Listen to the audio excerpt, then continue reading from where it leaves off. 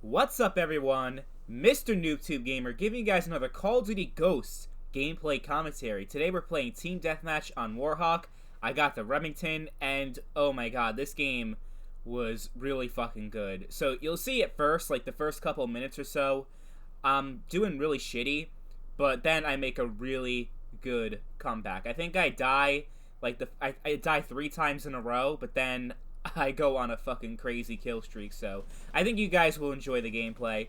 But we're going to talk about, since we have Call of Duty Ghosts in the background, we're going to talk about the game that we never got, Call of Duty Ghosts 2.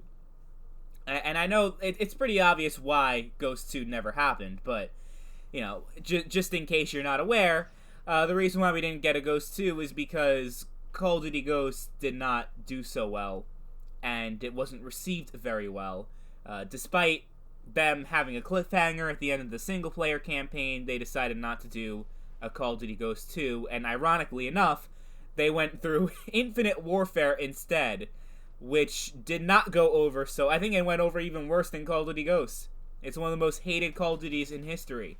But in this video, we'll explore what could have been. What would the Call of Duty series be like today if, instead of making Infinite Warfare, Infinity Ward decided to go with Call of Duty Ghosts 2. Because, really, Call of Duty Ghosts was a turning point in the COD series. It was the last boots-on-the-ground COD that we had for years. It was the last Call of Duty that we had before supply drops were introduced with Advanced Warfare, and Advanced Warfare also was the beginning of the trend of thick-ass skill-based matchmaking that fucked up your connection and made the overall experience less fun. So, despite the shit that people talk about Call of Duty Ghosts, it really was the last Call of Duty game to not have a lot of the bullshit that we now have in modern Call of Duty games. So, I just want to put that out there. As far as why Call of Duty Ghosts had a lukewarm reception and why people weren't too crazy about it, I think a lot of it had to do with the dull, gray art style that the game had. It was kind of depressing, it was very dreary, and I think it threw a lot of people off. But it was really the maps that did it, I think, because you had a lot of shitty ones like Stonehaven, just these fucking giant-ass maps that had no flow to them. Like, half of your games, it's just you running around looking for enemies, and it's not fun. So I think that's the big thing. If, like, we had amazing DLC maps in Call of Duty Ghosts. The thing is, most people obviously didn't get to play them. If the DLC maps that we got that were so vibrant, full of life and color and shit, and each map felt uniquely different, and they were actually really fun to play on, like, if those maps, like Gold Rush, where you're in a minecart, and the, I forget what that map is called, but it's like a Mexican, fiesta, and you also have a Michael Myers map where literally if you get the field orders, you can play as Michael Myers and slash people with a fucking axe. I mean, there was so much life to Call of Duty Ghosts with the DLC, but that's the problem. Most of it was the DLC. Compare that to the base game, and it just feels dull. And I think that's why the game was very underwhelming for a lot of people, because it didn't really do anything better than Black Ops 2, if you really think about it, except for hit detection and overall netcode.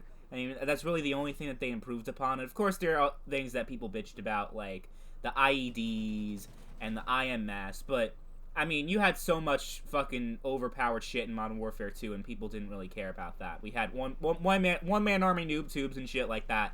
So people were okay with that. I don't think that the IEDs and the explosives being so OP in COD Ghosts really killed the game, honestly. And, you know, the thing is, this might be an unpopular opinion, but I honestly preferred Call of Duty Ghosts over, like, Modern Warfare 3. And I really don't think that the game deserved as much hate as it got. That's just my personal opinion.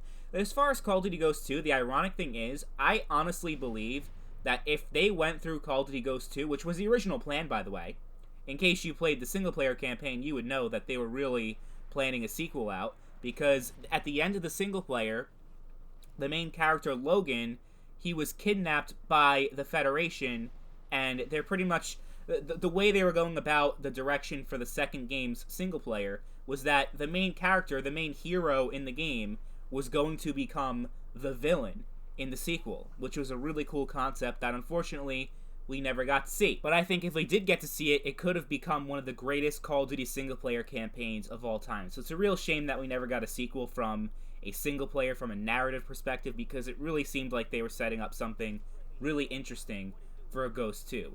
And as far as multiplayer, I mean, they're really, it was pretty easy for them if they really wanted to go through Call of Duty Ghosts to fix the game and to make it a lot more receptive and a lot more accepted in the Call of Duty community than Ghost 1, because literally, I mean, they did amazing work with the DLC. Like I said, like, if you never played the DLC maps, honestly, you never played Call of Duty Ghosts, because that, to me, was COD Ghosts, and that was most of the fun that I had with the game. If the same ideas that they had with the DLC, if they put that in the base game for Ghost 2, and just expanded upon it, like having these amazing, unique streaks for each map, and then getting the field orders, like, I think the field orders were a really fun thing, and they were a nice addition to the Call of Duty series. The thing is, like, there were so many awesome new concepts for a game that's considered, like, the least innovative in the COD series, and for not doing anything different.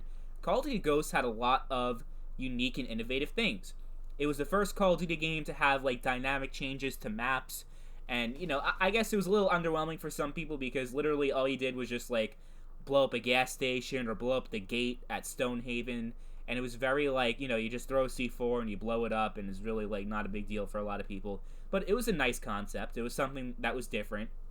The field orders, like, were really exciting, because you really, like, you had to complete challenges, like, for example, like, killing 3 people while you're crouched, or something like that, or humiliating your next enemy, or killing 5 people with picked up weapons. Like, there was so much shit, there was so much challenges that you could do with the field orders, and, you know, someone, they die, they drop a briefcase, and there's a chance that if you complete the field orders, you get a care package. Well, when you complete a field order, you always get a care package, but there's a chance that the care package you get is going to be map specific. So in the case of Strike Zone, you can get a fucking Chem Strike by completing the field orders, which is kind of like a Moab in Modern Warfare 3, except it actually changes the map in Strike Zone, so the map is different because it got nuked. And there's another map. How about Favela? The Favela remaster that they put in Call of Duty Ghosts. You can get an AC-130 from the field orders. And, of course, there's Michael Myers and Fog, like I said earlier. And it's a really exciting thing, and it's like another reason to play. And I think it really added a lot to the Call of Duty series. Another thing, Call of Duty Ghosts had the best creative class system in Call of Duty history, but we never got to see it since. It was pretty much like you had lower level perks. You had like 7 points to use on perks. You had really high value perks that were worth like 5. There was one really good perk that was worth 6 points, but you also had like 1 point perks, 2 point perks, and you can just customize what perks you want. And honestly, I think Call of Duty Ghosts had the best creative class system of any Call of Duty, because it was so creative. There's so many different ways you can customize your perks, as opposed to, you know, the vanilla Call of Duty system where you just have 3 perks to choose from and you have 3 different classes of perks. Call of Duty Ghosts really changed how creative class worked, and it was honestly really cool. And of course, they also had it where, like, you didn't actually have to level up to get the weapons, you just had to use squad points. And I kind of like that. That was also really a different take on unlocking stuff in multiplayer. I kind of liked it, because I didn't have to worry about, like, grinding to max level to get one really good weapon that I wanted. So, I mean, that was cool, but I guess, you know, a lot of people did not like that, because it kind of took away, like, a need to grind and to level up, but I thought it was okay. So, there were a lot of, like, really good things that they did in Call of Duty Ghosts 1 that they could have easily expanded upon in Ghost 2, and people would have loved it. I think people would have loved Call of Duty Ghosts 2, especially around 2016, when people were really sick and tired of futuristic advanced movement Call of Duty. Give us a boots on the ground COD in 2016, I think people would have really, really digged it. But unfortunately, we never got to see Call of Duty Ghosts 2, and we probably never will. And it's a shame, because if we did get Ghost 2, we probably would have gotten a Ghost 3, and we would not have had that awful Modern Warfare reboot come out. So I think the Call of Duty series would have been in a much better place, but that's just my opinion. Anyway, let me know what you guys think in the comments down below about Call of Duty Ghosts 2, if you think it could ever happen. Me personally, I don't think it has a chance, but stranger things have happened in the Call of Duty series, so who knows. That's all I got for today. Thank you all for watching, and I'll see you guys later. Peace.